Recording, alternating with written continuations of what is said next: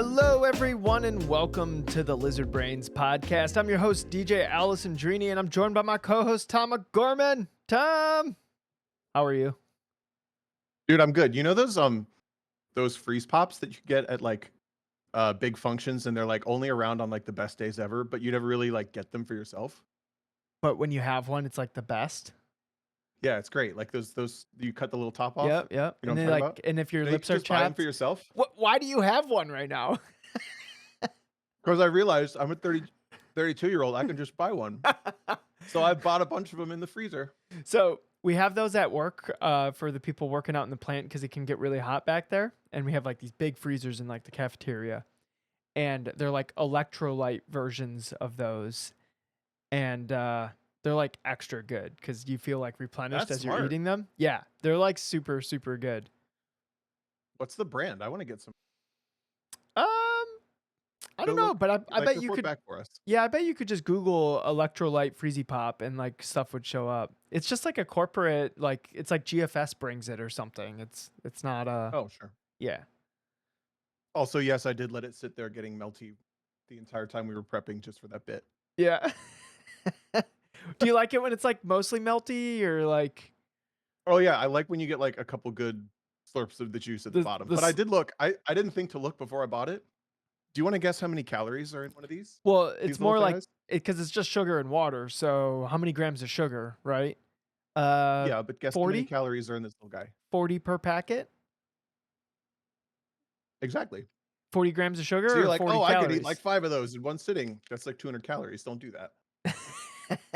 I never would have thought that. I would have thought it was like 5. Oh, really? I bet they have like sugar-free versions of those, but it might have that like aspartame like taste to it. That's probably what that is anyway. I want a Red Anyway, Bull I'm good. Freezy Pop. That's what I want. A Red Bull. We could probably make those. Ooh, yeah. Guys, if we ever do the Lizard can't Brain be that hard to podcast make. live, we're going to have Red Bull Freezy Pops. One of every flavor. No, Like a batch. just the flavor I have, whatever got delivered from Amazon last. No, I would get a Coke, the yellow one and the blue one. Oh, it'd be so good. We'll start a truck. The Lizard Brains food Well, truck. okay, We only serve this would work. caffeinated ice cream pops. This would work. This would work. Ooh, dude. Honestly, though, that's not the worst idea ever. They have like caffeinated gum and caffeinated this and that and whatever, but caffeinated Freezy Pops? Like, that's not a terrible product idea. It's a hot day. You need a little kick in your step. Ice I'm cream doesn't Googling sound good. caffeinated shaved ice. That's got to be a thing, right? There's just energy drink flavors. Anyway, All right, I don't know what guys. to do with our podcast. All right, but Tom, we're gonna have to launch this. Look, all 14 Okay. people in the live audience, like, come on, let us at least have dibs on this. We're gonna have to launch this before midnight because this podcast is gonna launch. As of right now, it's almost 7 p.m. on a Wednesday. It's launching Yeah. in 7 hours. Did I do the math right? No. No, 5 hours. But all right. Also, this podcast famously known for its punctuality. Yeah. Oh Anyway, yeah. I'm good. How are you? We're doing okay, Tom. Feeling, I don't know. I almost drank caffeine before this, but it's probably why caffeine's on the mind. But then I like added it up and I was like, no, I had the right amount of caffeine today, and I just feel tired today. I don't know why. I slept in.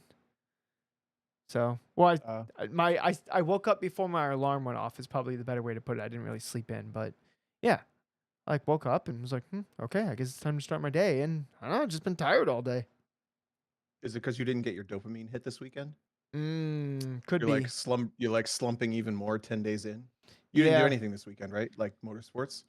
No, I tried to participate in the 24 hours of Spa, but the last second team I was joining kept crashing before I would get in the car. So Lovely.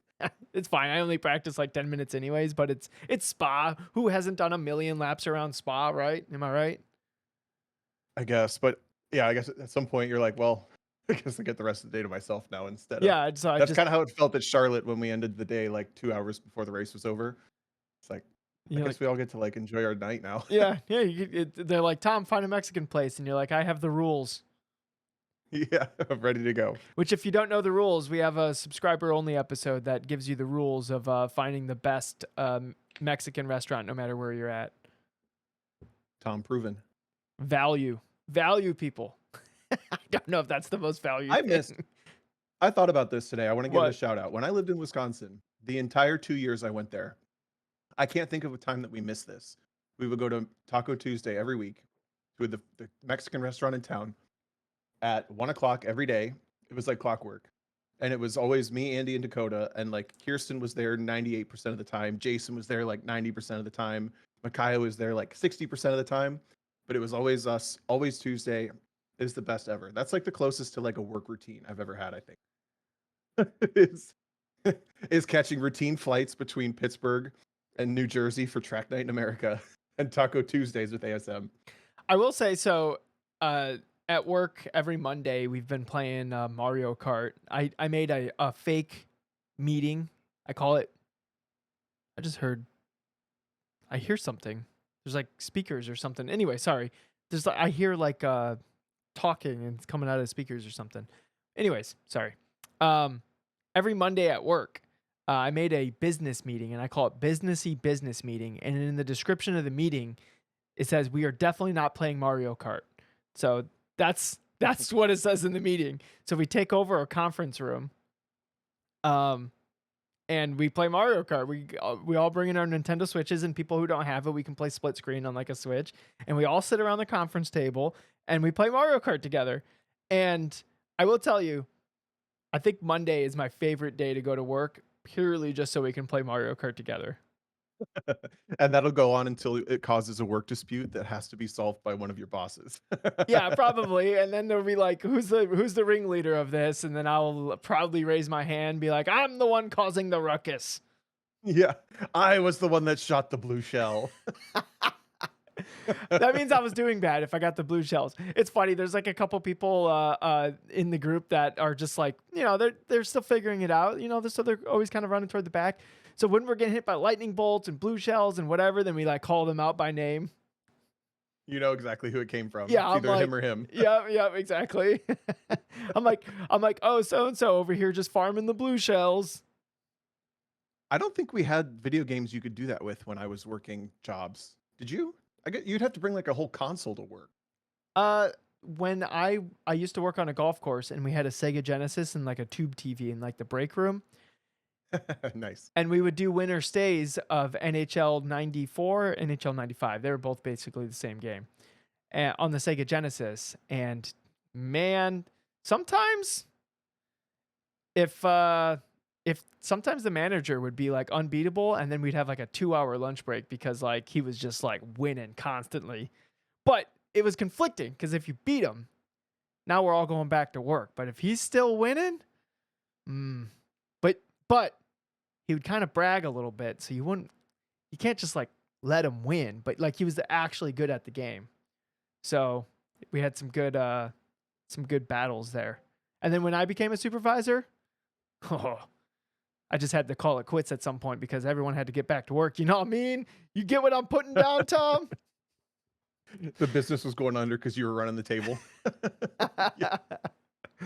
But I always remember that being really fun because you'd have like a crowd behind you, like, oh, like cheering and stuff, like of who, like it would almost be a goal and people would wig out. And so it's sometimes we tried to pick, we're going back to now Mondays.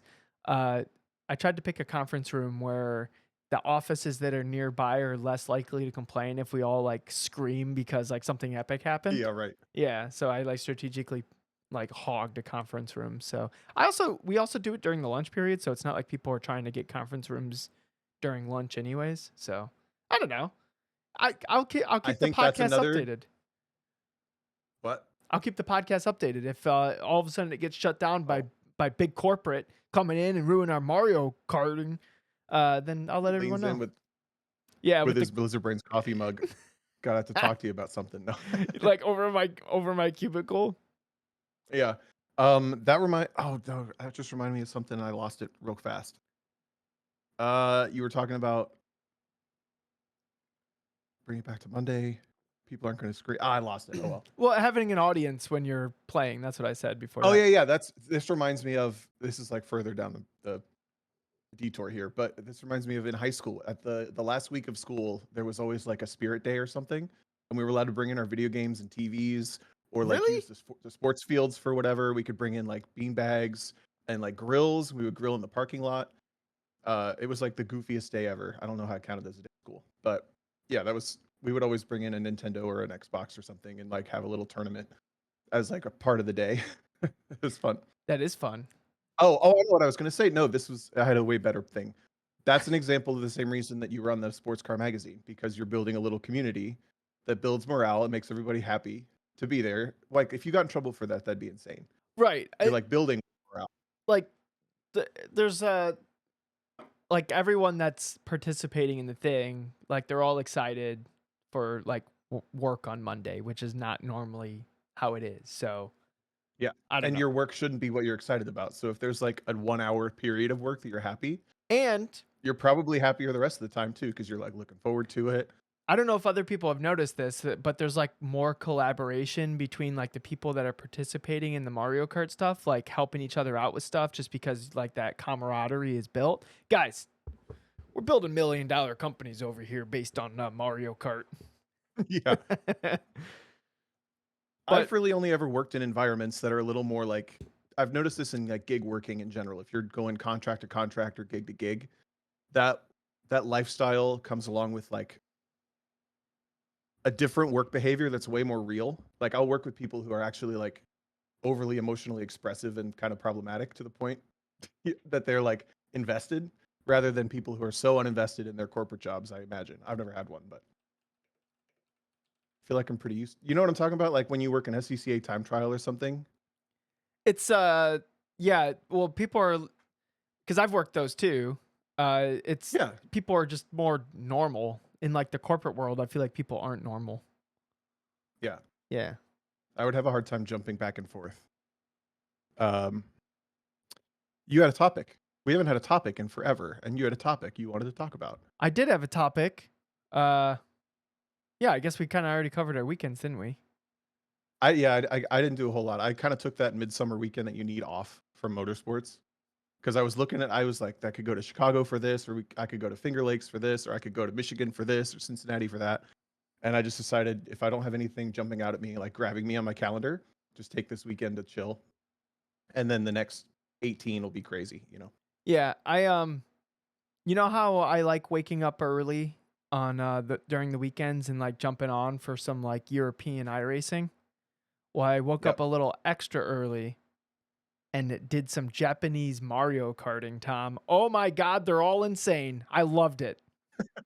Is it like the three namers on Oh, iRacing, but yeah, constant? dude, they're all savages. Like they're all so accurate with the items, and like they the way they maneuver around is like really efficient, and like the shortcuts and like their accuracy is so good. It's like I got to see. Look, it's not very often you get to like go flying off the edge of the Dunning-Kruger curve into the Valley of Despair, but this weekend I got to do it with Mario Kart. I got destroyed in Mario Kart for like a solid 3 hours, and I loved it. Because by the end of it, because in between races, I'd be like looking up like, how are they doing that? Or how are they doing that? Or I didn't even know you could do that. So I'm like looking up all these like little techniques and things. And then so now on Mondays, my goal is, look, right now it's really fun, everyone on Mondays. But my goal, selfishly, is to completely ruin it, where nobody ever wins and it's only me winning. That's my Oh goal. my God. So, but right now, And then what? And then you get a new job or what? I don't know. Find people that are better at it. We at play a different job? game, or everyone else elevates themselves to like come get me. Like, I don't know. That would be ideal, is everyone just elevates their game to like come meet me at my level. But right now, I'm trading probably like 60-40, and I'm the 40 with the intern at Hawk. So right now the intern at Hawk is he's kind of showing me up a little bit.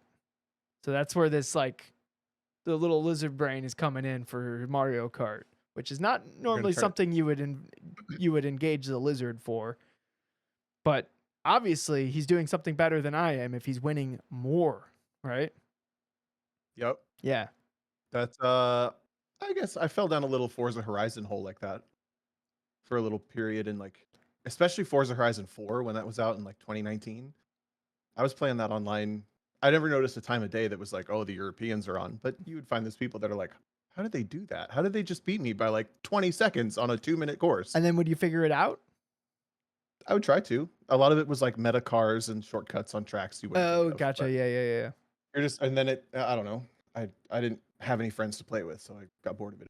Yeah, so if you play Mario Kart online, like during the savage hours is what I'll call it, everyone has the same cart. It's like this little like moped scooter thing. You got these little dorky, dumb looking wheels, and everyone's Yoshi.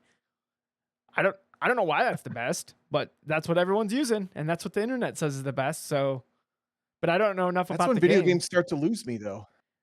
I never look at my character while I'm racing, anyways. I'm looking at other stuff. I did. No, I don't mean the character having to look at Yoshi. Oh, you're I just like, can't stand having to look at the back of Yoshi's head. yeah, I God. hate Yoshi. No, I'm That's saying when like games lose me," said Tom O'Gorman. yeah. No, they lose me when I have to do this certain car and I have to practice like this certain Certain way and put thing. in a certain amount of Oh, see, yeah, that's when it I don't brings me like that. in. That's when I get pulled in, where I'm like, okay, because it feels like you're like becoming like part of like an exclusive club, like people who are in the know. Yeah. Does that make sense? I'm I'm kind of realizing you might have just did you mean to create the best transition of all time on ever on a podcast into the topic? Not intentionally, but while we're heading in that direction, You uh, kind of are. Yeah. You kind of did. Did you notice that? no, it's just on my mind. That's why it's a topic today. Guys, that Uh, was the best transition you didn't even know was happening. But the topic today is DJ. hold on, I'm trying to bring up my talking points. That was damn it, that was so anticlimactic. It Let had me know when you're every. ready. I'll give it again. Yeah, yeah, okay, I'm ready now. So the topic today, Lizard Brains listeners, DJ, what's the topic today? It's a good time to get good. Uh, which basically I've said this before on the podcast, but we've been kind of talking about this for a little while and thought maybe there's a topic there.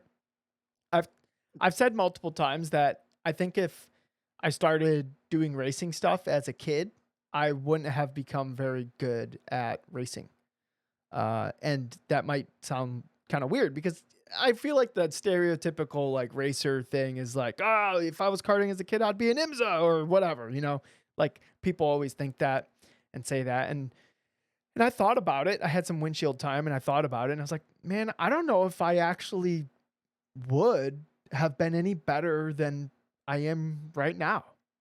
Like maybe if I started like early 20s, but not as like I don't think if I started as a teenager, I just don't think I was in the right space or had the right resources or whatever. What do you think, Tom? I the first thing I think of is this interesting conversation I had with um, one of my teammates once. It was Matt Pombo. We were teammates in 2019, and I've told this story to a number of people. I don't think I've ever told it in the podcast, but we were talking about this at one point because his father was a Nissan factory driver in the 80s. So he was racing like the 300ZX and IMSA and stuff like that. And he had two kids that were both interested in racing. They were both getting into go-karting, but because, they're 11, 12 years old, and because dad's off racing factory races every weekend, they didn't get to like fully indulge their motorsports love when they were kids. So they ended up getting into like soccer and stuff and going off to college. One of them's a doctor, the other one's something else. One of them was in the military. And then they came back after making themselves successful in life and both race in IMSA and all. If you've seen the Pombos, if you watch pro racing over the last 15 years, you probably know that name a little bit. But Matt was saying, I'm grateful that my dad didn't let me overindulge in this passion when I was a kid because I don't think I would still be doing it now. I think I would have burnt out on it. I'm grateful that he made me, you know, basically find my way back here on my own, or find my way back here on my own, out of my own passion now, rather than just something my dad let me do a lot when I was a kid, which is almost in contrast to your point a little bit, because he was saying more like, I don't think I'd even be doing this anymore. Not, I don't think I'd be as good as I am.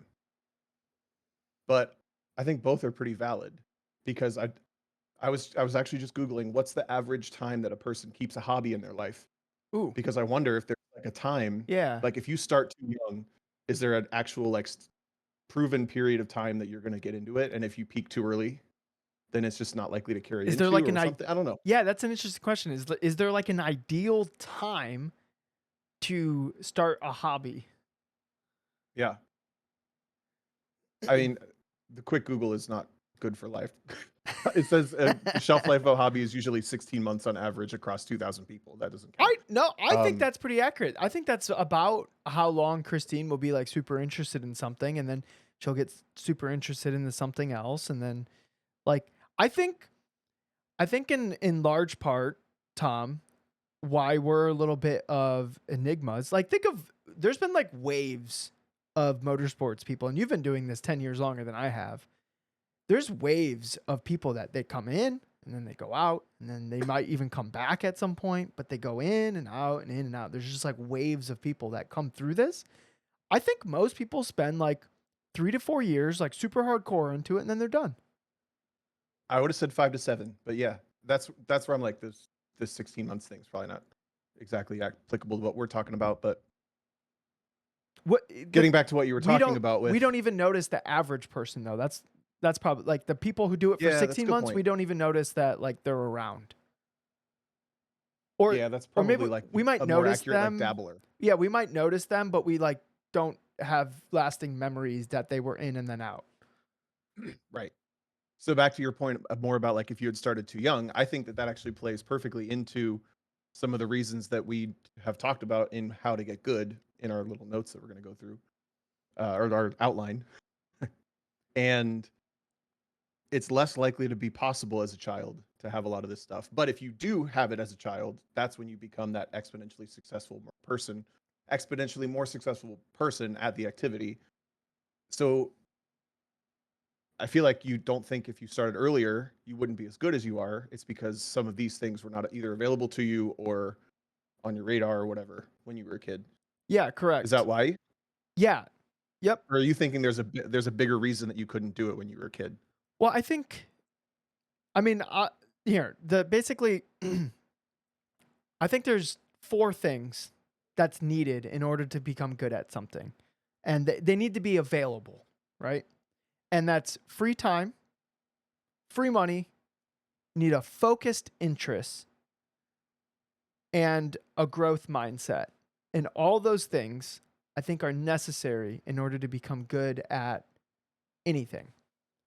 And well, obviously, if you're trying to get good at something that doesn't involve money, you know what? Even then, because even when I was playing Halo, I still needed some kind of money to travel to events and go where the best players were. So I still needed some kind of free money, right? I needed way more free time for Halo, but Yeah, I was going to ask, where are you getting this free money? Because I'd like some. when I say free money, I mean like money that is Available available to money. be spent. Yes. Yeah. Uh, and when I was a kid, I had plenty of free time. And maybe even if like, let's say there's some hypothetical where, because I always asked for like a go-kart as a kid, but like my dad didn't have any interest in go-karts and he'd rather go like ride dirt bikes. So I rode dirt bikes with him. Like that's what I did as a kid. But I never like got to race them unless it was like around the yard.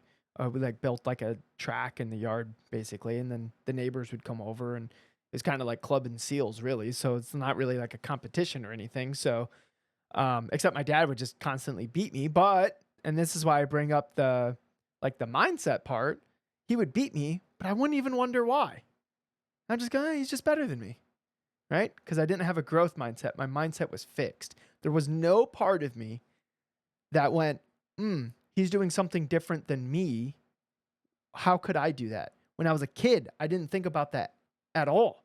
I didn't think that like that. Todd Cayley goes, phrasing, your dad beat you? He drove dirt bikes faster than me. Yeah. Thanks, Todd. But I mean, yeah, it's like, oh, it's my dad. He's a grown up.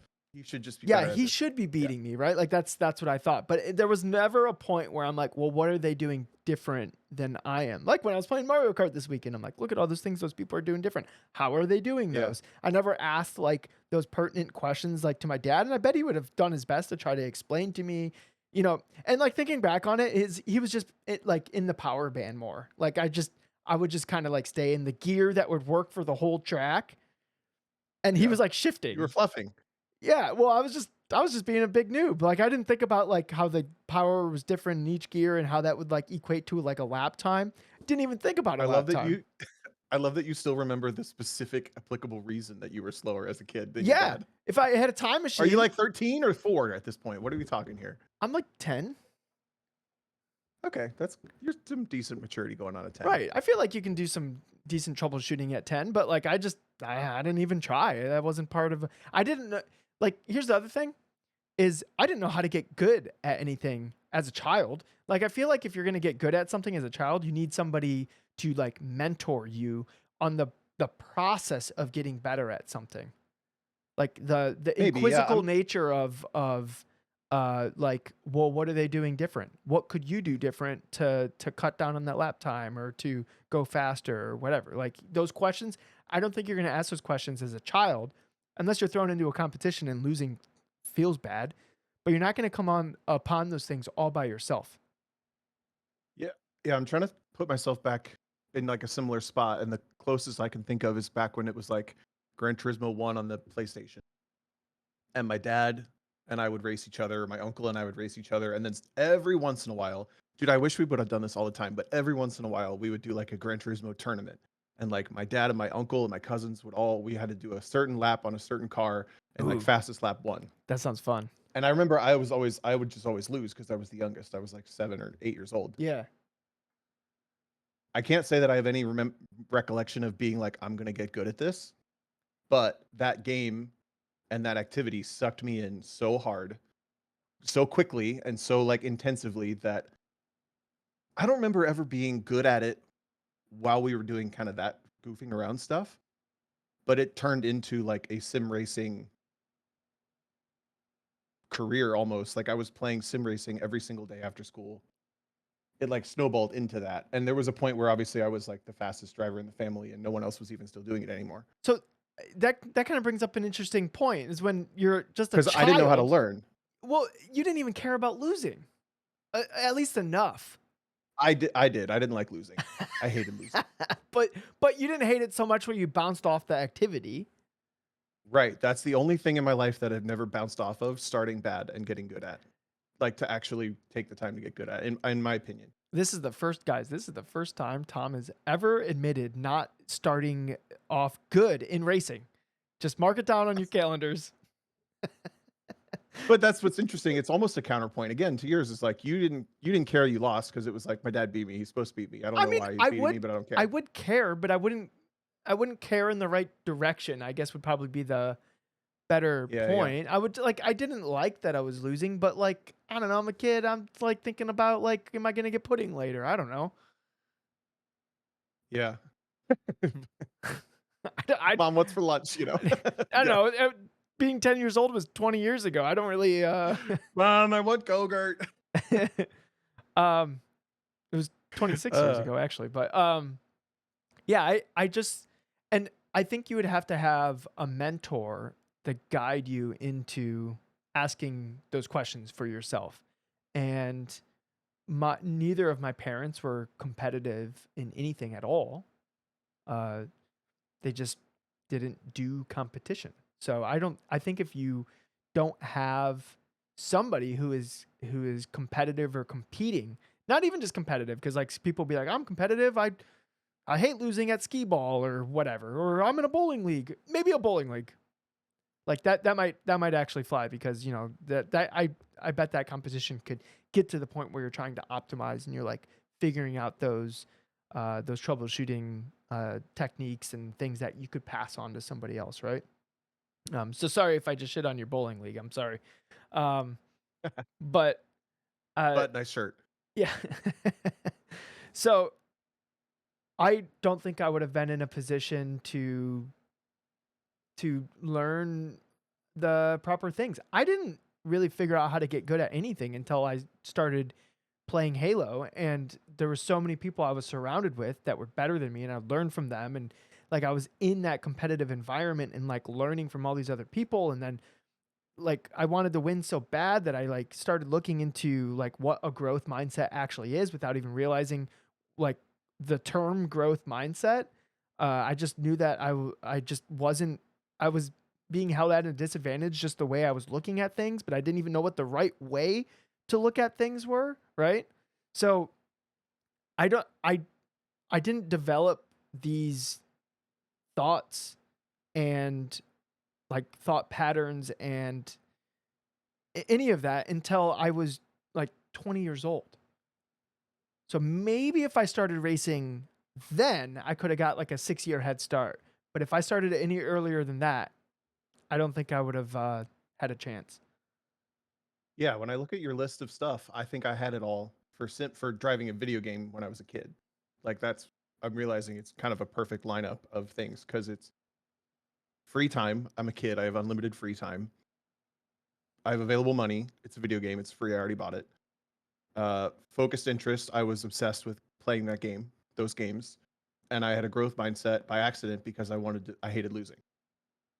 Yeah. Is that a growth mindset? Is hating losing enough of a growth mindset? It depends. If you I would play the AI over and over and over, race my ghost over and over and over, play online and over and over until I was like picking up how to do better. a growth But I mind didn't know I was doing that. I just didn't want to lose. Yeah, a growth mindset is where nothing's fixed, where like things are in your power to change, right? So if somebody's beating you, you don't just go, well, they're just better than me. You go, they're better than me so far, or oh, I'm not winning Yeah, yet, yeah, yeah. right? Like that's the growth mindset stuff where it's like you have in your control to change the outcome of what is happening. Maybe not like in the immediate now, but in the eventuality, because you can change like your the way you approach it, your technique, your pace, like your ability, you can change those things, right?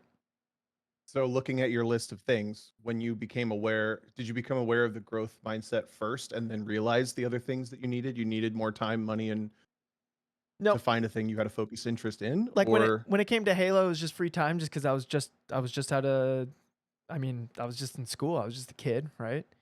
And then like here's the thing, and I know there's I'm willing to guess that most of the people listening to this podcast are adults, and they're going free time. I can't find any free time, right? yep. But you can make time. And the way you do that is you have to prioritize stuff that is actually going to is it going to add to the thing that you're trying to get better at or take away from the thing you're trying to get better at? And there will be things that you have to sacrifice where you're like, I really wanted to do that, but it's like subtracting from my goal of getting good at this thing, right? Because you need the time to sink into the thing you're trying to get better at, right? So, Yep. so you can make the free time. I think as children, and as like teenagers and like young adults, we just have free time, right? Then as you get older, you just I don't know what happens. Just like free time just literally evaporates. But when you're like, I don't know, 14 to like 20, it just feels like the free time is unlimited. And then the hard part with racing though is like the free, like having available money, at least in the quantities to go racing, is it's always a challenge. Even now, Tom, we're in our 30s and we're still like, oh shit. Some money would be really nice right now. And then but here's the crazy thing is racing is always going to feel like that. There's people making 4 times the amount of money that we're making, Tom, and they're thinking the same thing we're thinking. If I just had a little bit more money, I could have went to the other race weekend or whatever. Like, Yeah. you know what I You're mean? never ever gonna find somebody who thinks racing is affordable enough. Yeah, ever. they're gonna be like, wow, I've raced enough this year.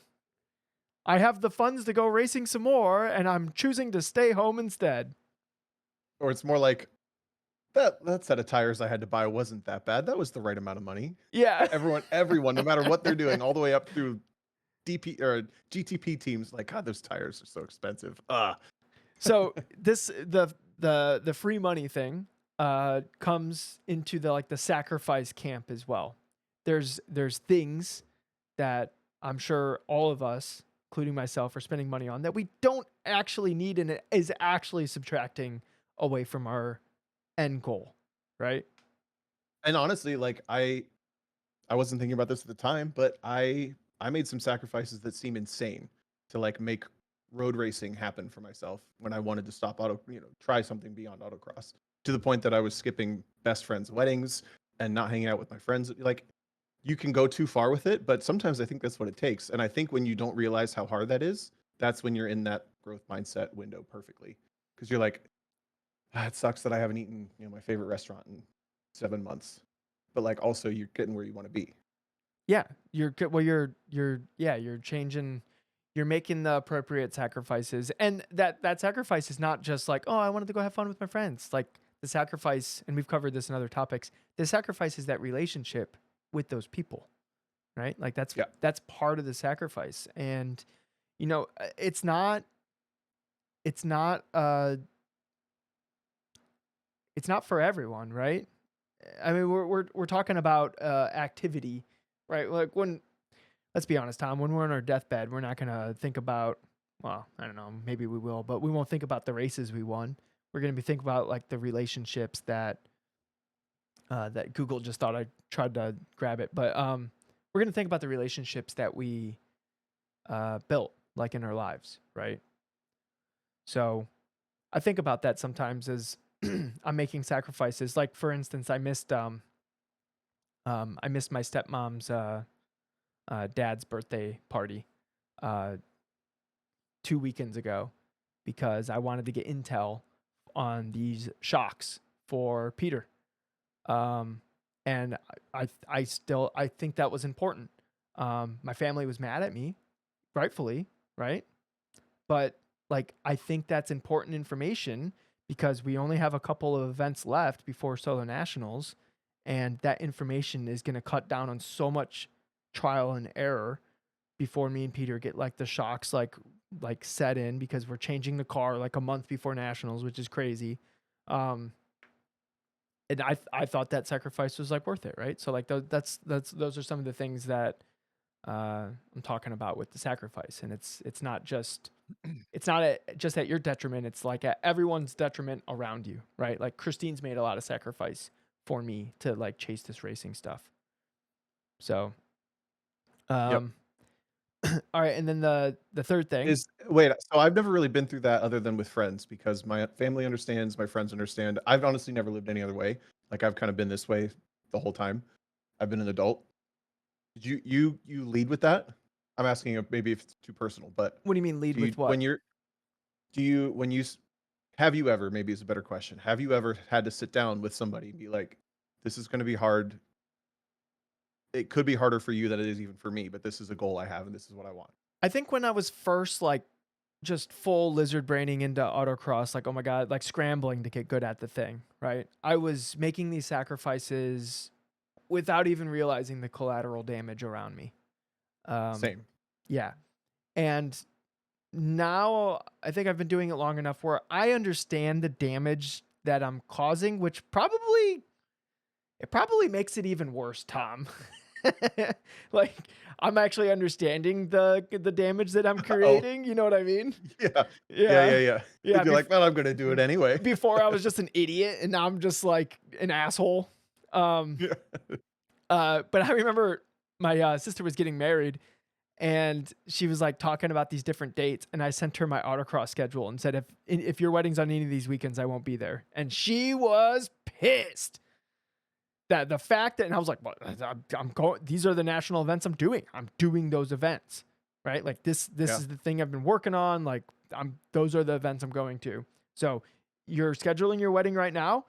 If you land some killer deal that's worth your brother not being there, and it happens to be on one of these weekends, then go for it. Cool. I'll send you a card and I'll look at the pictures, and like I'm I'll give you a call, and I'll be rooting for you from over here across the country or whatever. Um Yep.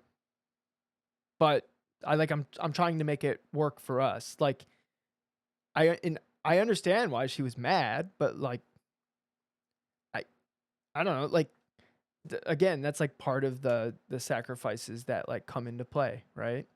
And Totally. it's at the expense of the relationships in your life. Yep. I had the exact same thing happen with my best friend was getting married the same year that I did my first pro season. Sorry if I've told this story before, but I knew my calendar and I knew my salary for the year and I knew my budget. And at the time I was working two jobs with $15,000 contracts that were keeping me very busy and then the race schedule that I wanted to do. And I knew my race calendar was going to cost $28,000. I'm like, okay, I make $30,000 a year. I need to spend 28,000 of it. I don't get to have any other fun this year, period. There's like not a conversation because I don't have time to make more money. I don't know how to do that yet. I'm 22 years old. And my best friend was pretty upset with me. We never like had to fight about it or anything, but it didn't help that it was an expensive destination wedding and I had to skip it because I couldn't afford it. And it was hard, but I was like, that was probably the first time I've had that like collateral damage awareness when I was making the sacrifices of time and money, Yeah. realizing that it's not just me sacrificing. It's like other people being like, dude, come on, really? Yeah, like wait, Um, you're gonna go drive a car instead of like go to my wedding? yeah. And And they're in a luckily, like, completely that's why we never bickered. Sorry, go ahead. well, they're in a completely different perspective of you. Like you're in this thing. You like this thing is the most important thing to you ever. And the people outside of that, like how are they possibly going to understand exactly what like Yeah. that feels like to you? Well, that's why I was going to say I got lucky because he's in motorsports and has like done road racing and auto, like he understands all that stuff and thought going to pro racing was cool. So like I kind of got away with like, I get it. That sucks. I'm disappointed. I'll be hurt for a little bit, but also I get it. But I don't know if you can be aware of how much hard work goes into it before, unless you find that like person to point it out. Because I think you can go through it by yourself. It just takes a little longer. When someone points it out, that's why I try when I coach people still now is like realizing it's not just a one and done thing is huge for me now versus 2 or 3 years ago. What do you what's not just a one and done thing? Coaching, getting better in one day. Oh, yeah. Yeah, for sure. That's why anytime I'm coaching, I'm always trying to book the next session. One, it's good business, but then two, like if they're actually going to see development, it's a continual process. It's not let me point out your low hanging fruit. Oh my god, thank you, and then they're just like a second faster. Yeah. Yeah, that's If they do that, then they're already like 7 seconds slow. yeah. But if that if you're not looking for 10 seconds, that's not going to happen. that or they really got stuck on a bad approach or a bad idea on something, and you just like made them Yeah. question it to the point where they're like it unlocked this like, and I do see that sometimes, where it unlocks some like magical like improvement ramp. But this is a good point then. So how do you actually do you think you have control over how focused your interest on this thing is? Whatever the thing is. So I think Cuz I tend to believe that people don't really have a lot of control on how much interest they have in something. I I I think there is a little bit to this where you kind of have to know yourself a little bit. So for me, I've if I start getting interested in anything, it's gonna pull me away from racing. So I will actively, if I see that it could be threatening, I won't even do that thing because I don't want to be pulled away from racing at all because it's gonna impact my performance. So it's like I almost like double down on it because if this is the thing that I'm getting my dopamine from, then my brain is just going to keep craving this. You almost have to like So you're saying you avoid things that might distract you from the exactly. interest. Right. So like I've never thought of that, but I agree with you. yeah, it's almost like you can have a bunch of these things that you do like oh on oh I bowl and I mountain bike and I do this and that and that and then on the weekends I go racing. How good are you gonna get at the racing thing when you're also trying to get good at all these other things? I'll tell you right now, me, uh, especially in the beginning, like the 3 years ago when I started playing the trumpet again, it was pulling away from my performance in racing, right? So if I, but at that point, I kind of already had like a foundation of skills set with the racing stuff, right? So it was a little easier to like get myself distracted. But if I was trying to get like, if I was trying to build a foundation on trumpet playing and then also build a foundation on racing a car all at the same time, that the gains would have been much slower to the point where maybe the dopamine hits wouldn't have been potent enough where I would have fell off of it, where I would have only had that like 3 to 5 years that we talked about. True. Yeah, I guess I've never thought of it of the way that you keep activities in your life. Because I did say when I was going to pursue pro racing, I said I'm not going to pursue relationships at all. It's like no dating apps, no actively pursuing anything like that for long term because I don't want to get distracted. I literally thought that when I was 22 years old. And it didn't mean that I wasn't going to talk to anybody, but just like I'm not going to distract myself from the potential of getting this pro racing career started because you're going to get mad at me for not being home one weekend or something. I don't know. So I'm just not even going to go there. And Uh, I got really lucky. and I think I don't know if Go I would ahead. have. It would be interesting to know how often people, because you, that's not even interest. I guess it's focused interest though. If someone else comes into your life, like a relationship comes into your life, and you lose your ability to focus on something you want to get good at, it's all the same Yeah, as what you were talking about, right? right. I I got kind of lucky where uh I went to like 2 autocross events. Wasn't quite hooked yet. I met Christine. So I met her like right in the beginning of me like dabbling in the motorsport stuff. And then I like slowly started to spiral into the motorsport stuff as like me and Christine's relationship like became a more cemented part of my life. So Hmm. when it came to like a focus interest, I wasn't out trying to find companionship. I could like purely just focus on racing because I already had the companionship. I didn't have to be distracted uh, elsewhere, right? Um, so I consider myself very lucky that I get that companionship and I got to like charge into racing as hard as I did, right? I feel like not there's probably not a lot of people who could say that like those two things like went hand in hand, right? Um, but then like as you're diving into the thing and you've let it completely encompass like everything you're doing, your friend group changes too, right? So Yeah. you almost have to be willing in order to get you, that to be available. I mean, I didn't even put this on the sheet, but to be things that need to be available to get good at something is almost like your willingness to sacrifice everything that's like before you, before that moment, right? I still I mean, yeah, talk. other than family. I still talk to my friends before racing. I don't really hang out with them. I really enjoyed all those people. I Yeah. think they're amazing people. I tried to get them to even come along. I'm like, guys, you got to come try this autocross thing. They didn't come along. But you may do ones. I made new ones, yeah, and they're See, my that's best where, friends. yeah, that's another one where I feel like a little bit of a left field person because I started when I was 15. So I gained my adult friends through my adult hobby, like racing. So I don't have any friends from anything pre-racing other than family. But I do think that that community is a huge thing that keeps you interested in. Yeah, definitely. Like if you don't, I don't know of many people who literally go through motorsports by themselves. There's a couple people I know of that like run their autocross programs or club race programs completely by themselves. But then when they get to the track, they paddock with people and they have people there. Yeah. I can't think of a single person who would like go to the runoffs and be there by themselves, completely by themselves without like paddock over there, no wife, nothing. Like I don't know.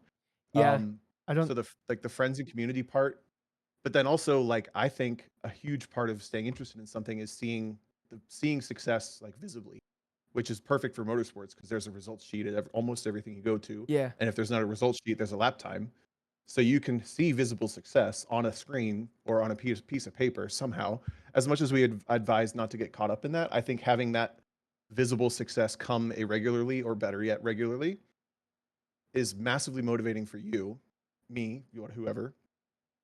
And when it's visible for other people, your community is more likely to acknowledge your success too. So like there's no feeling like having somebody else come up to you no matter what the thing is and say like you did a great job. And I've been co-driving with people in autocross or something, and they do a 6th place run in a class of 13.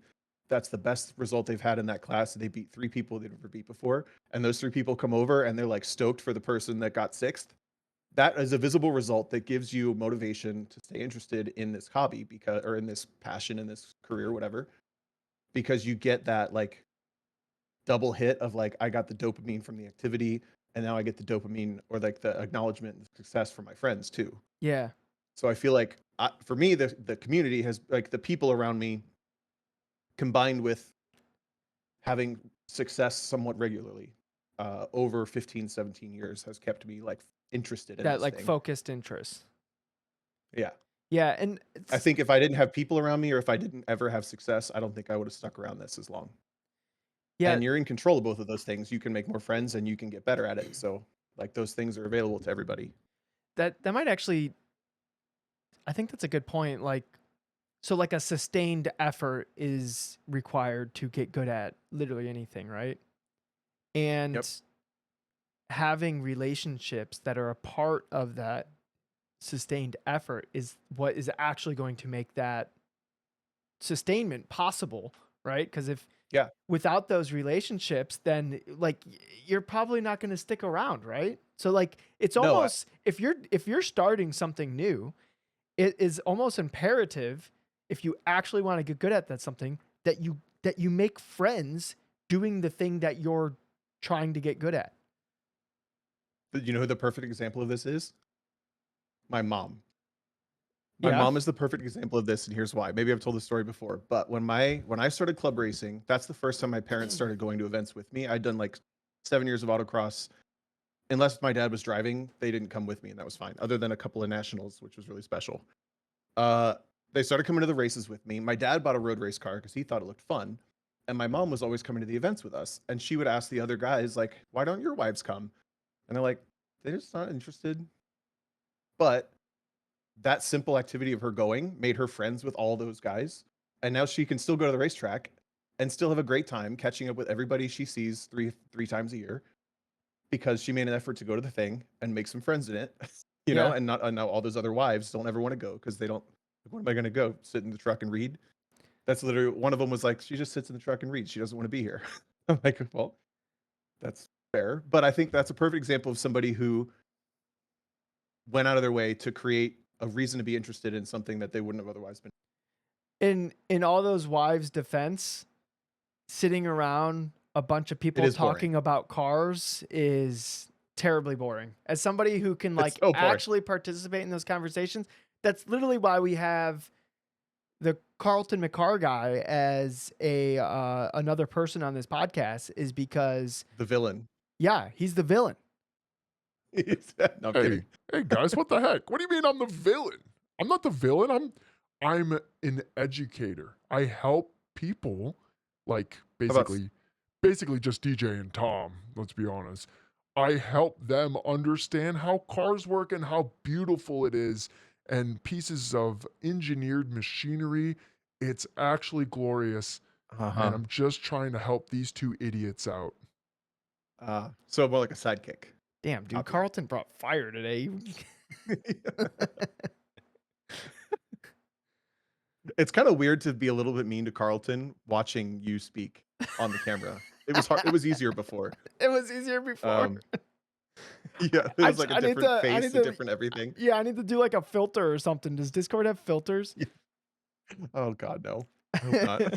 For the listeners' I make sake. it like a little, like I don't know what Carlton would look like, but We're like, guys, look at me. Look at me. even Alex You're on a Jones, podcast. Alex Jones in the chat, he goes, "That's creepy. That's the first time I've seen DJ speak as Carlton." Oh no, I've like actually ruined it for everyone that just saw it. If you want to see what we saw, come to our YouTube channel. It's the link to it is So yeah, in the description. that to me is the only way. When I look at free time, you're in control of available money. You're reasonably in control of to an extent. Everyone's scenario is different, but the interest one is the one that's like, if I lost interest in this, I don't know how I would get it back. So then reverse engineering that to like, how did I find it in the first place? I think the people and like that somewhat regular success was the reason, Yeah, I or think continues to be the reason. right. So I like just to boil down because that was kind of a longer discussion because basically you guys just heard Tom and I figuring it out live. It's you Classic. avoid distractions that might pull you away from that interest. You develop relationships that are involved with that interest. You develop relationships that are involved with that interest. And you participate in the thing that you're trying to get good at in a way where you can see meaningful improvement. So you see like that you're progressing through it, whether it's lap times or result sheets or whatever. Like the progression is going to be important to keep that interest because it feels like you're going somewhere, right? Like think of Yeah, would every you say? job you've ever hated, and it just, at least for me, any job where I've like completely bounced off of, it just because it doesn't feel like I'm going anywhere. It just feels like this is it, and it's like this is how it's going to be. Yep. Would you say it's two part? It's fair to say avoid distractions from the thing that you're trying to get better at until you've built a foundation, or how do you know when you're safe on that? I don't know how to know when I'm safe I don't know if because you're I feel ever like I fully built my safe. foundation. Like I'm clear of my foundation now for sure, but I don't know if I could pinpoint a time where I knew that I would have been like, okay, I could handle a distraction now because I never took that risk. I think it's always a risk. I think it's always going to be a Yeah, I risk guess it on is. some level. I figured out what those voices I heard. By the way, Tom, it's my neighbors. They're like hanging out in their driveway or something. Oh, I was going ask if they want to crazy come on. before. Why not? I think it's always a risk, right? At some point,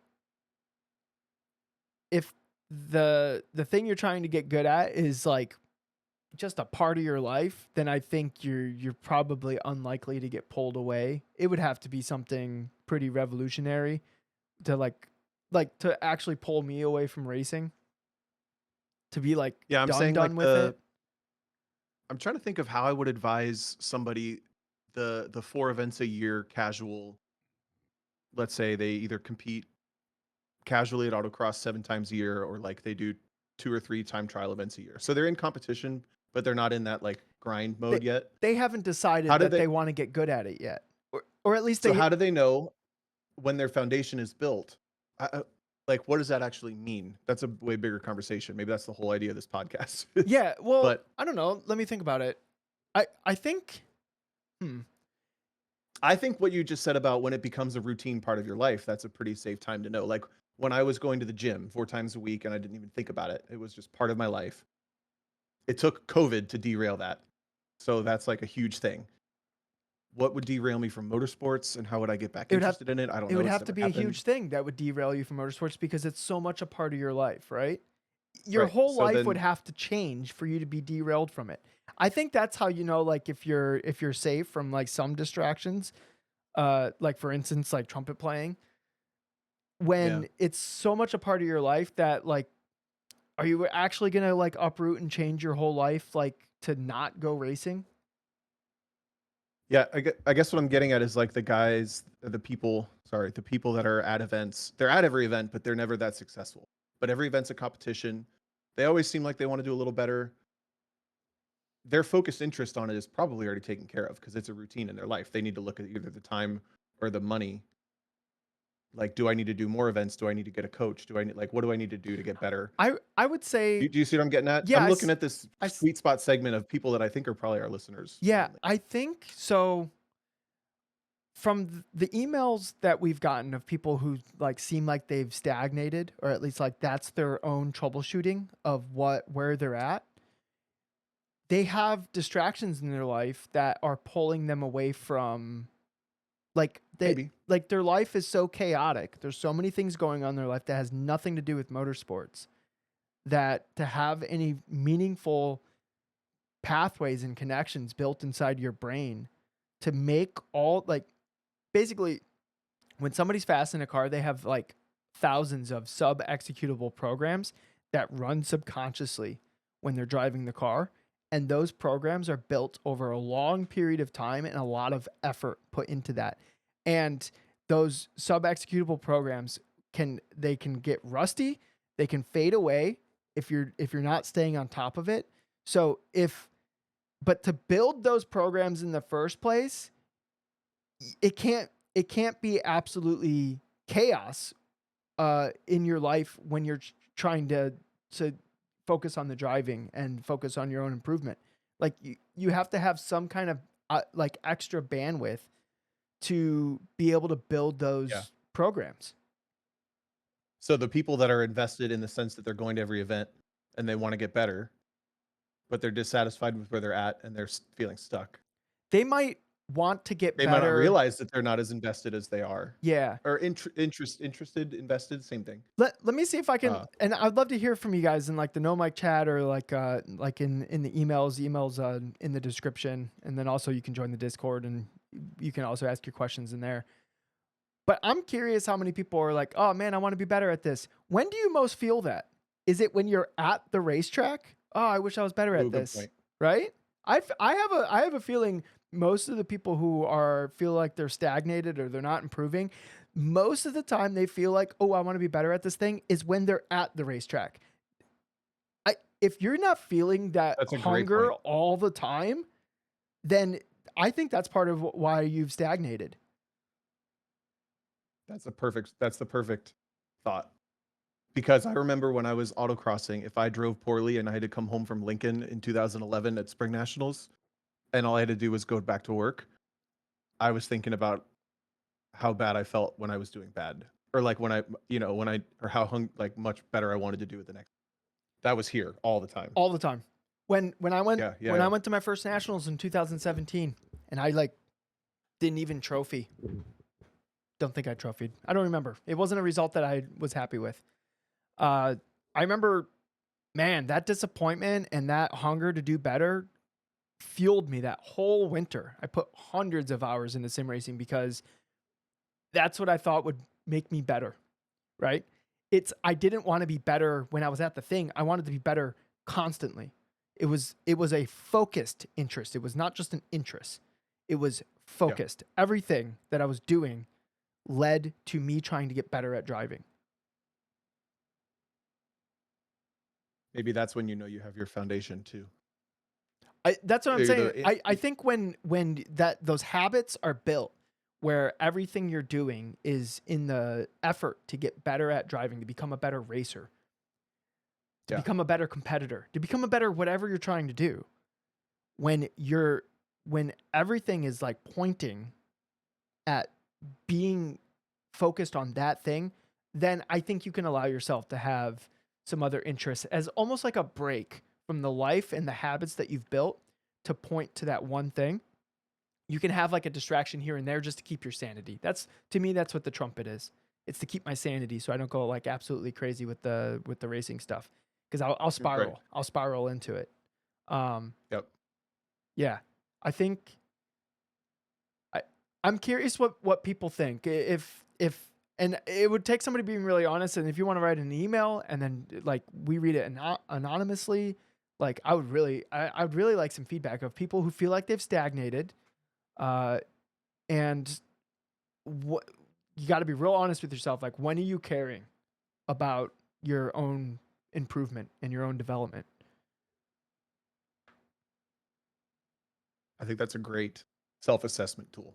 I've never heard of that before. Have you heard it? Did you just make that up? Yeah, I did. You like it? Wow. That's good. Thanks, Tom. Because like when I'm playing mini golf and I'm bad at it, I don't think about it the rest of the week. No, you know, it just passes, honestly. Yeah. But you know what? That's cool. I think that was a good, what? Go ahead. The first time the intern beat me at Mario Kart, I didn't think about it. Didn't think about it at all. I showed up next week. I got beat by the same amount. You know what? I thought about it after that. That's why I got on early. That's why I got on early and because I knew the Japanese would be good at it. I don't know how I knew. I just knew. And that, my friends, is the definition of a lizard brain. It really is. Yeah. Yeah. Yep. Cool. Wow, guys, That's good. I think this is the last episode of the podcast because we just summed it up. We finally answered what the Lizard Brain podcast is about. Yeah. uh, And I can finally explain it to my grandma. yeah, we got there. It only took 105 episodes. Yeah. All right, do we want to jump into some questions that we have, Tom? Yeah. We have had a couple of really good ones. Oh, that I we guess haven't had before we enough move time to away, really- do you have any closing thoughts on the topic? No, no. I said no and then started to go. No, not really. I think everything we covered is what I thought. All right, cool. Well, hey guys, if you have any thoughts, send us in some emails or some questions in our Discord, and yeah, happy to revisit that and maybe talk some counterpoints or maybe some things that we missed, anything like that. But let's jump into the emails. Emails. All right, Tom, do you got one queued up? Yeah. Okay, this is from a Discord user, TartCart. Hey, y'all. Hope I'm doing this right. This is my first time. I wanted to ask you guys what you think about developing and getting into a rhythm. I started on Sim 3 years ago, and it took me a while, about 6 months. But once I developed a rhythm, I could develop my driving way more. Part of me thinks it's comfort, which comes from experience, which comes with time. Because I can sit on the sim and do laps after work, and track days are once a month, maybe 2. For this reason, I want to do autocross. Do you have any other suggestions? Thank you for the question. Yep, thank What are your you. thoughts? Whoever I wish I could make it It's Lisa mandatory to Simpson. have names in the Discord, because when we say Tart Cart wrote in, it just sounds kind of silly. Well, maybe they want to be anonymous. Yeah, okay, that's, you know what, that's fair. Oh, you filed it. I was gonna read it again. Bring it back. Oh, sorry. Oh, It's right never mind. here. I could just scroll up a little bit. I see it. Okay. Yeah. Getting into a rhythm. I think So really Go ahead. I think it's developing a habit, right? That's basically what Tart Cart's asking, is how do I turn this into a habit? No, I got it more as like, how do I develop a rhythm? Of what? Oh, I started reading the wrong one again. The rhythm, to me, the rhythm is like reference points. He's like, once I started sim racing, I got a lot better at it once I got a rhythm. But to me, that sounds like I got a memorization of probably something more specific, and maybe could take work of like diversifying what you're doing. So like to establish better reference points. I'm like literally like picking up visual breakpoints and the water tower in the distance and Maybe. stuff. If he started for the first 6 months just trying to memorize the tracks and stuff, he may not have realized that he was finding reference points, or maybe he didn't realize that that was like what they were called or something. Yeah. And now I'm thinking like, okay, I'm 3 years into the sim racing. It feels like I have a rhythm in it. But it's probably because you memorized a lot, is what I'm reading from this. Yeah, I think So also autocross to me would be beneficial. Go ahead. yeah, it would. I think what this user is experiencing is building like a sub executable program. So like finding references and adjusting to those, that is a developed skill. That's why, guys, like, look, I hate to be the driving line Nazi of the podcast here, but that's why you shouldn't be using a driving line in a sim. I see it too often. Yeah. Because you're getting rid of that skill that you could be building otherwise, and that skill is one that perfectly translates to real life. Is picking specific references and how to adjust your driving based on those references is something you do in real life from a sim. So if you're in a sim and you're using a driving line, guys, you're robbing yourself. It's going to feel awkward and terrible until you start building up that skill. But it's better to build it up in the sim than in real world. And also, even if you're like, well, I'm only ever going to do sim racing, well, it gives you way more fidelity and accuracy if you're picking references rather than the slight change of hue of color of the driving line. Yeah, that's the way that he said, once I developed a rhythm, I could develop my driving way more. That's why I got the impression of like memorization and not really that specifically focused on references. But if you zoom out, like it sounds like the most important thing when you get to a racetrack is where do I brake for that heavy braking zone? The real question is how hard can your car stop? What does that feel like? You should do that first, and then you should use that information to figure out where you can brake on the back straight. If you're just not focused on your car, then I don't know how to help you get a rhythm. So that's my answer to the question is probably be a little more intentional with your reference points on a racetrack based on what the car can actually do and not based on what you think you're supposed to do or memorizing something. When you're talking a real racetrack and in sim, and if you want to go to autocross, autocross is a great way to remove the ability to memorize, but you can't just go to one autocross and get better at driving a car. Probably. You probably have to do like a season of autocross to get better at why autocross is different than a road course Yeah. and then apply it to a road course. Yep. Yeah, I remember I was having a conversation with somebody at an STC event, and she was telling me that she was gonna do a couple autocross events just to like get comfortable in the car and then like start driving on a racetrack. And I made an argument that maybe just spend the whole season doing autocross and the next year do racetrack stuff, because unless your budget is unlimited, you're gonna learn so much more per dollar doing this than you would out there. And I Sure. think I was effective because she's doing like the whole season of autocross now. So it's actually kind of cool when somebody actually takes your advice, Tom.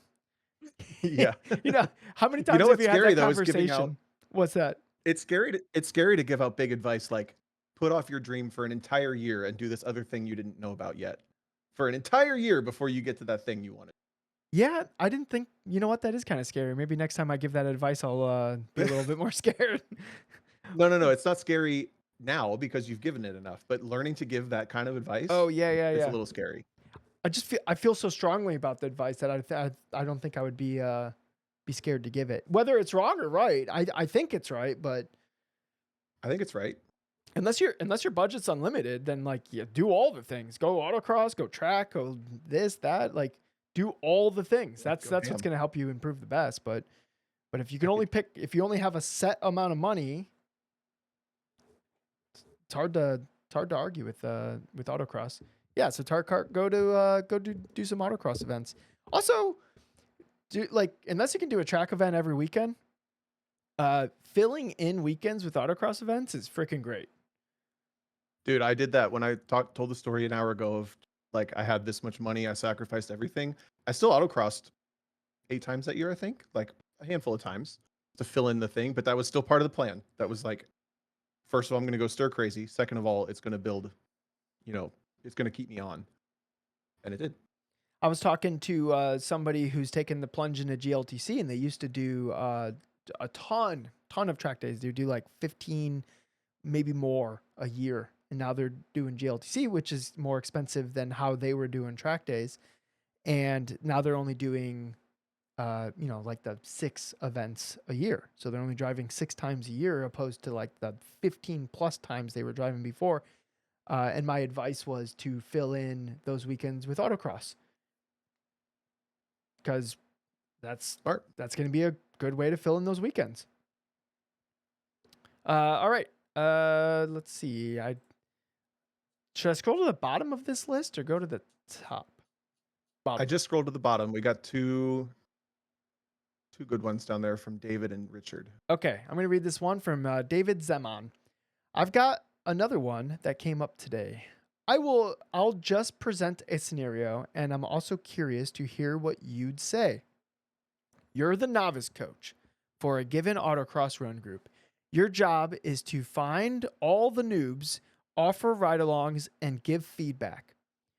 You're hopping from car to car, driver to driver, and you have not much time to talk to them before their run.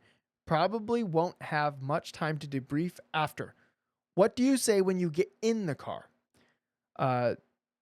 Okay, well, we can answer that question, and then we can jump into the rest. What do you normally say, like, if you're jumping into the car with somebody who's, like, relatively new, Tom? Which you probably haven't done in a while, but... Not really. I did a little last year at an OVR event. I asked them how long they've been doing this. and I try to gauge the words they use and the way they answer that question to like imprint on them how much they actually get it. You know what I mean? I always say pretend I'm not here. Well, I get to there, but the first thing I Yeah, say yeah. is what you asked. Well, I've Yeah. So after we go through, like I vet them a little, just like a friendly thing, but like I'm taking all of the information they give me as like I'm building what kind of driver they are. Like if they say the track instead of the course, that's immediately like you probably haven't been doing this very long because autocrosses don't have tracks; they have yeah, courses. yeah. You know, Yep. or like the numbers on the side of their car. I take all that information in, and then I ride with them the first time, and the first time is like, okay, just pretend like I'm not here. I roll the seat all the way back. I just realized I changed screens. I'm talking to the corner of the camera. Sorry.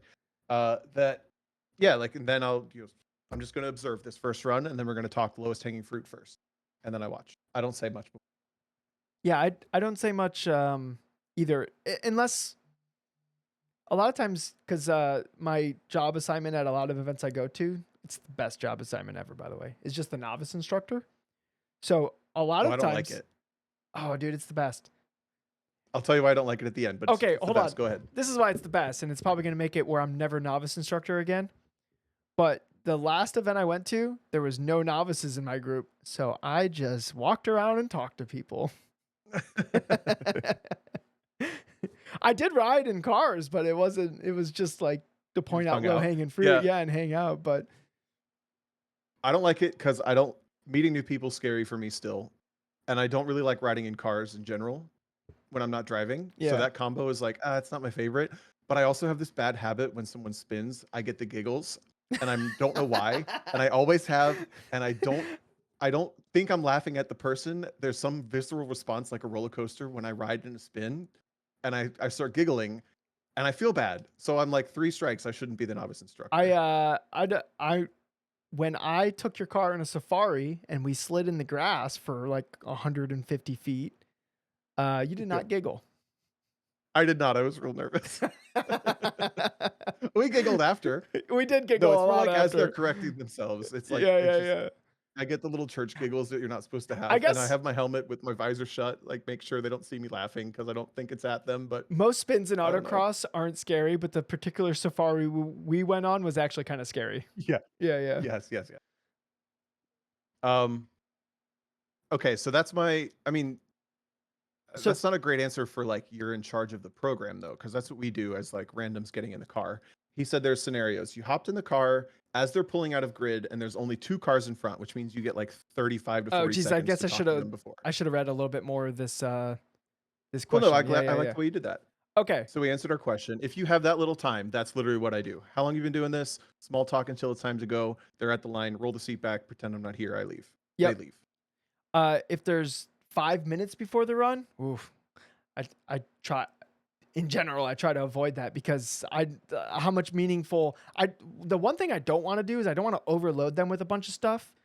I need to see where they're at accurately. Yeah. Right. Yep. So if So anything, kind of the same for both. yeah, if anything, like when I'm doing the novice instructor thing, I jump in their car like as they're pulling up to the line, like on purpose. Yeah. I'm not gonna sit in the car and chit chat for 10 minutes before we go. Okay. So the next question is: the driver's a first timer, regardless of how long. If it's like literally their first day, what would you do with them? I always tell them that if they're getting lost, they're driving faster than their eyes are looking. So either speed up your eyes or slow down the car. That's a great way to word that. I always say, let's try to find the route through the course. No matter how, I always just say, no matter how slow you have to go. So I guess I feel like I'd maybe say that. That's you basically. But I tell them saying like, that. the time's not important. We don't need to rush this. Just find a way through the course so that it's in your head, and then we can start trying to go faster. So I guess same answer. Yeah. Yeah. Because the eyes is always going to be the limiting factor when you're first starting. Yeah. And then the driver, if they have one full season, but they're still asking for advice in the novice sense. I mean, there could be a myriad of different issues. A lot of the times at that point, like the lowest hanging fruit normally has to do with the hands and what they're doing on the wheel. That's like normally like the quickest, like, hey, work on this. Let me know when you got that. Like that's like the instant fix if they're doing like weird things with their hands. That's normally what I see if Yeah. it's like one season in. Yeah, that's across the board as a novice person. I'm trying to think. The question he didn't ask is like, what are the common things you would see? Which I guess we talked about on that podcast of after our lizard brain school. But if I'm like a novice instructor, I get 20 to 50 seconds with them between runs, and I'm hopping in at the line and that kind of stuff.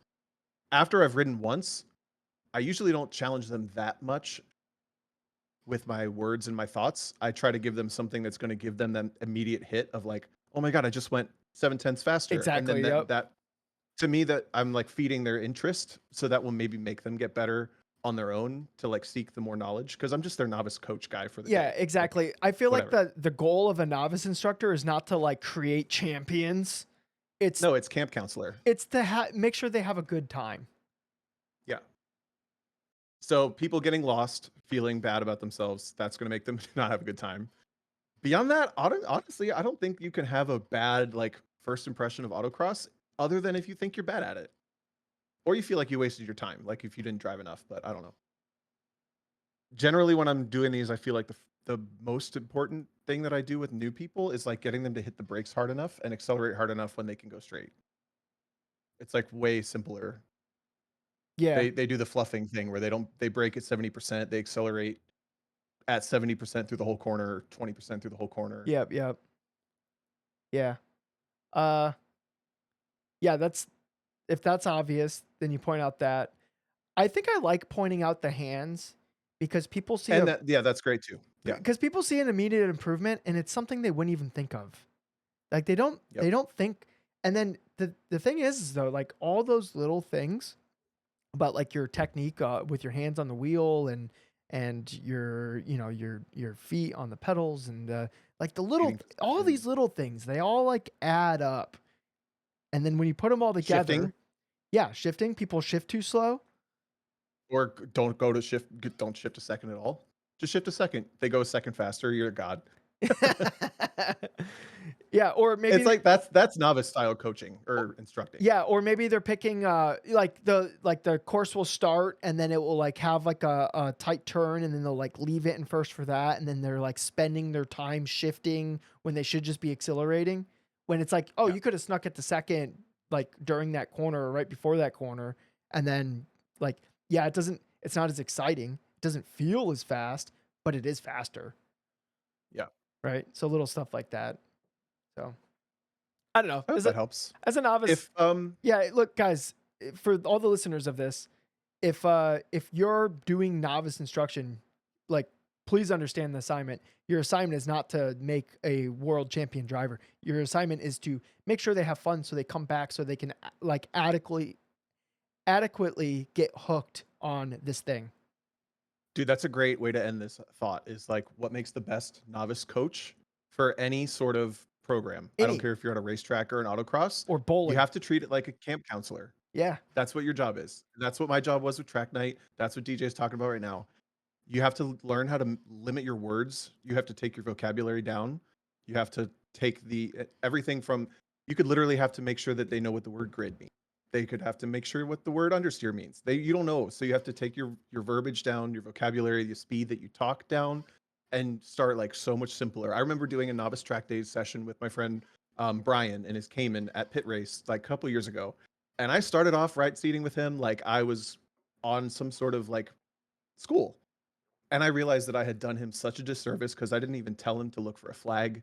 He was like his head was spinning, and I didn't do him anything because I was here, he was here, and that's my fault. So I had to come down. You know. Yeah. That's your job as novice anything, instructor anything really. Like at these types of events. Like for instance, you're in the right seat and it's a novice and they spin. You clap, you laugh, you go like, "Woo, we found the limit. Awesome job." You give them a high five, right? Like Sure. you root them on because they found the limit of their vehicle. Hell yeah, dude. That's awesome. I'm so happy that you came out here and you explored the limits of your car. You are a beast. I love that you did that, right? Like that's the you're getting me all fired up, Tom. Like I'm feeling good about myself. You're doing good. yeah, like that's the job of the novice coach. It's when they look like a fool, you make them feel like a champion. Yeah. Wait, what? Wait, hang on. Hell What did you just yeah. make me agree to? When they act like a fool, No, I you- said when they look like a fool, you make them feel like a champion. When they look like a fool. Yeah, yeah. Okay. No, Yeah. I like that. For a second, I thought you just made me agree to something rude. You're like, yeah, wait, what? No? Uh, Yeah. but you don't try to All right. Well, I hope explain some to them novice what people out happened or this or, oh, you shifted the weight too far to the front and then the rear got lightened. Did you feel how it? And it's like, no, just be like, hell yeah, dude, exploring the limits. If they ask you what Yeah, happened, maybe even you can explain it. But like, we'll get there. Yeah. Yeah. I'm thinking even like at the beginning of the day when you're doing your little novice walk on like a course walk, or you're doing your driver's meeting as a novice coach, like those things, it starts there. Like you have to make them love the Mm. day then. ooh, I didn't think about that. You know what? The next time I'm the novice coach at an event, I'm gonna take the mic in the driver's meeting and just have a little novice like this is what we expect and we want to see and we want Well, everyone to have fun. if an event is, you should welcome the novices and acknowledge them in the meeting, but you should have a separate meeting for them. Oh yeah. Okay, yeah, that makes more sense. I think I'm gonna volunteer at the local region to do that meeting with them. I think I would Yeah, like be that. cool. Yeah. So all right. Damn, we're out of time, Tom. Yeah, that was a good one. We actually got back to our roots of intro, topic, emails, outro. Wow, shit. we did it. We can still do it, guys. What are you doing this weekend? I'm driving a like a kit car with a V8 in it at Toledo Express Airport at a autocross event. I'm driving The the Stalker, right? Yeah, the Vincent's E-Mod car. It's a bias ply Hoosiers. It's gonna be the best. I'm looking it up to make sure I have the right. It's Brunton. It's purple. Stalker? It's a purple. It's like a Stalker Yeah. XR or something like So that. if you want to Google this car, it's a Caterham 7 like Lotus Super 7 replica, but it's got a V8 in it and an Aero, and I'm really jealous. It looks so fun. Oh, dude, it's gonna be so much fun. I'm super pumped for it. Can't wait for a full report. I'm going to Road Atlanta to race with Rockwell again on the Cayman WRL. That'll be fun. I'm leaving as soon as we're done. Actually, I'm going to go stay at my parents' house to get a Did head they? Alex Jones, it's in Pro R. So that's like start. Alex. that's like their pack. Bring your A game. Alex, is the Solstice gonna be ready? We're just having a conversation with Yeah, with the live chat. This is how we end this is how we end the episode now. Is we just have conversations with the live chat. Did they figure So I'm out all excited the to drive. Did they figure out all the gremlins, Tom? We figured them all out while we were at the last race. Oh, Like we left the last race with the car perfectly running, nice. and we just had 3 hours left at the end when we realized we had nothing better to do. Wasn't there like a weird one where like the stability control would turn on or something?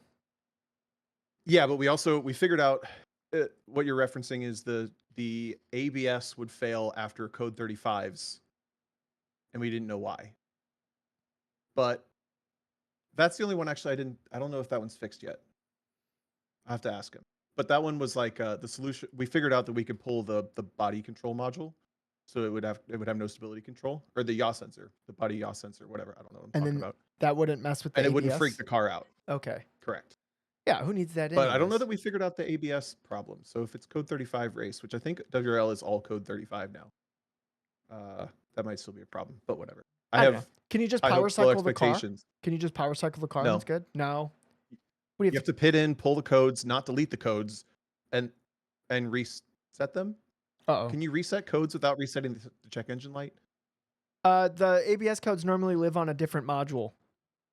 Yeah, Whatever. you They just- know how to do it. Look, Carlton's here to close out this episode because you guys are dragging on. But yeah, it's a different module.